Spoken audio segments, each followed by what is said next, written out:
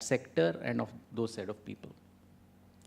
In ITS, I think that's another sector that's grown very fast, right? And it's typical, it's very different, right? There is a concept, there is an understanding, it's more evolved, it's very different from the traditional mindset. Yes, in those places, in those sectors, definitely flexi, right, would find a better toehold or foothold, right? If you look at organized retail, for example, I think organized retail is another sector which is grappling actually because of regulations. And that's a sector where a lot of people want to work in a flexi mode, housewives and college kids and so on and so forth. But the regulations don't permit that. So that's going to be another sector where there are a lot of flexi people who can work. But today, it's very cumbersome to manage that and to administer the whole thing. Yeah. If I look at construction and other areas, I think many of those areas, I have a very different point of view actually. If you look at the Indian, so you asked me a question, I think it's a continuum. The behavior is changing. 10, 15 years back, working in a private sector was looked down upon actually. People said that what if the company shuts down, right? So the only thing which parents were very sure of was government job. We've come a long way since then. I believe it's a maturing of the labor market and it's a maturing process. And what we are looking at today is a balance sheet and profit and loss of the past.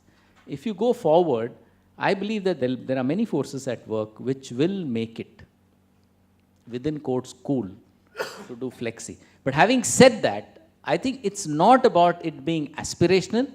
It's not about people getting up one morning and saying that I want to go and I want to be working in this. I can quote instances of, we've been doing refrigeration AC repair courses, right? Most of the guys don't want jobs there. Most of the guys don't want jobs. The companies are running after them. What they want to do at best is to work with a LG or a Panasonic, or I'm just taking these names, these may not be the real names. They want to work with them for 6 months and then branch off on their own. So different sectors have different dynamics. The way I see it is that different sectors, the flexi opportunity or the role that the flexi staffing will play. Number one, it will play an increasingly important role. That's what I'm saying. Number two, some sectors, obviously, because of the nature of the kind of work they do and the value add that gets done in the front line, will take to it much faster than the others, right? And number three, I think you asked a question at the beginning, whether it makes a difference when we are talking to people who are getting into contract employment. We've trained about 4-5 lakhs people till now. It doesn't make a difference. We do, I don't want to name the companies.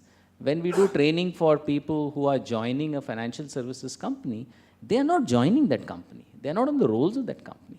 It's very clear that they are representing that brand. It doesn't seem to make a difference to their motivation.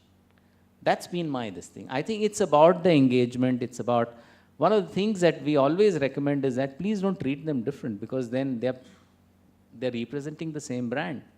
So if these violations take place, then later there is a backlash and there is this thing. But let me tell you, I think the youth of today, we meet hell of a lot of them, are open. What is not there is, I think, a very critical thing. It's not just about getting the job. I think social respectability. We must have a degree which is connected with vocational education. And I think the day we and Dilip and team have worked very hard along with ministries, the moment we have that national qualification framework being implemented and people using it, I think that's going to make a very big difference. Thank you, Murali. Ram wanted to say. Yeah. Just I want to make 3 points. One, in 2008, we made a call at ICICI. The call we made at ICICI was to say that the level of unacceptable practices which exist with people who were our agents were very high. So many organizations want to really say all the bad things are being done by they, so I am pure, so don't ask me. And I personally think a lot of us who stand here and talk about ethics have to re-examine ourselves. So then we decided that there are certain sales roles we will not work through agencies and we will in-house them. And I'll tell you, we in-house 25,000 people, not because government asked us to do, or a factory inspector or a contract labor inspector asked us to do, because we said that it was wrong that these people are being exploited outside. So today, 80% of my frontline sales force today is mine, because we asked only one question. The Contract Labor Act asks us the question, is this your primary job to do in this company? Or if selling banking products is your primary job, why are we not employing them? Unless you believe there is a wage arbitrage which is there, and that's a good English. But if I take that good English away, it's called exploitation. If you employed the same person, if you had to pay a certain wage, and if you don't employ the same person under a role, you will get an advantage because you are using an intermediary. We can use any English word, but in my book, it is called exploitation, and I don't care a damn whether you have an ethics officer or not. So I want to make it very clear. 1. 2, again ask yourself a question. What is the fundamental thing when you go to work? You want familiarity on the either side of the table. When you go for lunch, you want to sit with somebody to speak to. No, sometimes we become completely, insensitive to all these things. I'm not the classical HR guy. I'm a very tough guy. If my image, if you come and ask people, they will say, I'm an absolutely clinical, ruthless person. But you can be clinical and ruthless, but be mindful of other people, right? If every day you're going in and you're going to say that you don't have a social circle in the place you're working, so I have no problem if people are going to work in a place with a contract for 2-3 years. You build many of these things. And 2-3 years also gives you some kind of a mental stability, because that's the kind of time people stay in an organization today at a very young age. But if you're going to say that people are going to be shuttled between one job to another, I have in my building, my security staff does 2 duties in a day, because one duty is not good enough for him to meet his expense. He is asked to sign for 7,500 rupees wages. What is distributed by this temping agency to him is 4,000 rupees. So he has to get that 8,000 rupees. So he does one shift in my building, and he does another shift in another building to actually make that 8,000 rupees. And another 8,000 rupees is being made by this temping agency. So in my mind, I am not against temping, I am not against flexi or whatever it is. It has to be bound by certain practices which you and I want it to for ourselves.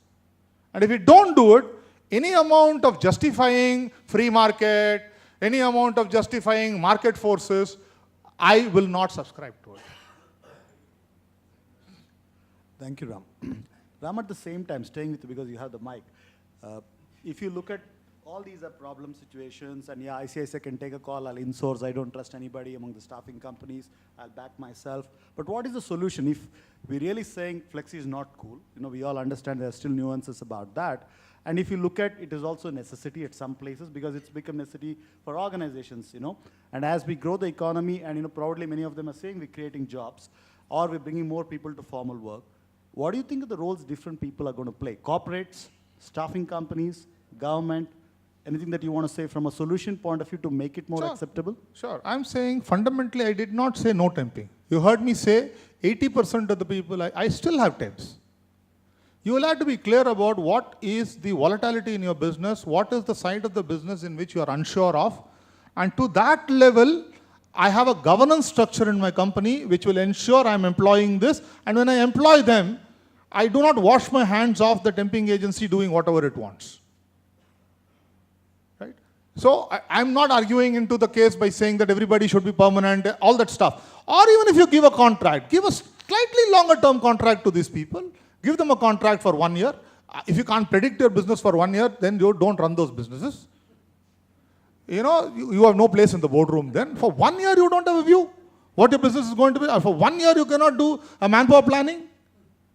But we end up really doing all these things because you employ 2 sets of people with the same kind of person, right? One set of person comes in and you pay him because he's a permanent staff. The other guy sits in the next table and does the same job. He comes from a temping agency. He's being paid 60% of the job, wages. So put a governance structure in your system, right? I am not worried about the labor ministry, factory. That is not going to work. If your internal governance system does not work, the external legislation is not going to work. Similarly, the large temping agencies in this country, I would request of you to say, by saying that you have to have your governance structure in your own company. Bring a strong governance structure to say, it's a good business to be in, and it's a legitimate business to be in. I'm doing good things in life. But I'm going to put a tight governance structure, which under no temptation I'm going to violate. Simple, nothing more is required in my mind. Anything from the government point of view that you see? I do not believe that government can help us here. I do not believe in legislations, and I'm not saying it for the sake of saying it. I personally think whatever the government does, all of us will find a way around it. No, I'm being very blunt. That's the reality of our life, right? So if the way I run the company, whichever, whether you are a supplier of side or whether you are a consumer like me, if we do not bring in what is required to be done, see, why would we not do it with our own employees? Ask the same question. If I consider this person, whether he works for 1 day or whether he works for 1 year or whether he works for 10 years for me, is my employee, why would you not do it to that person also? If you bring that mindset, you would find the people who come to work in your own organization, your eyes do not distinguish them as by saying this is the person who's going to be here for a few days, this is the person who's going to be for a lot more. For example, I'll tell you, I used to be working in a factory, my first part of it in the factory. Our response to an accident for a permanent employee will be of one kind, and our response to an accident for a contract employee of another kind. And it is the same person who will go to the temple. It is the same person who will talk about Bhagavad Gita. It is the same person who will give you a lecture standing here about business ethics. And your blood boils when you see that. Why is it this person who has been hurt should be treated very differently? And he will go to the ESI hospital and fundamentally, and then you don't even know whether the ESI has been paid for or not here, for this fellow, the contractor. Your employee because you're worried about your union. Or is your employee. So to me, those are the issues. To me, whether a gym is used or not, I'm not for a minute, is not very important for me. For me, we laugh at people by saying unions talk most about food in a canteen. How many of us here have only one meal in a day? Most people who come to work for us in a factory have the only possible meal in your factory. And would they value it more than anything in their lives? So we don't think like that. If we think like that when we know that, it's not an unreasonable thing this man is asking or this woman is asking. Coming from wherever this person is. One last point I will make. I was a production manager in a Dalda factory, and I used to tell the people by saying, why should they cut their nails, not have put all the hygiene stuff and all. So there is this, I still remember, I was a young boy then. So Perumal, he came and said, sir, will you come with me to my home? It was in Tiruchi. I said, let's go. So he had a cycle. Sir, will you come in my cycle, sir? I said, I'll come in your cycle. What's your problem? What's my problem? Otherwise, you will come only in the car? No, sir, I'll come with it. So he took me to his house. Then he asked me, see, this is where I see our women bathe in the public, and we do not have a place for our women for toilet thing. And if you go for a toilet, we don't have a place to wash our hands. I just want, sir, if my wife makes tea and give it to you, will you drink in my house, sir?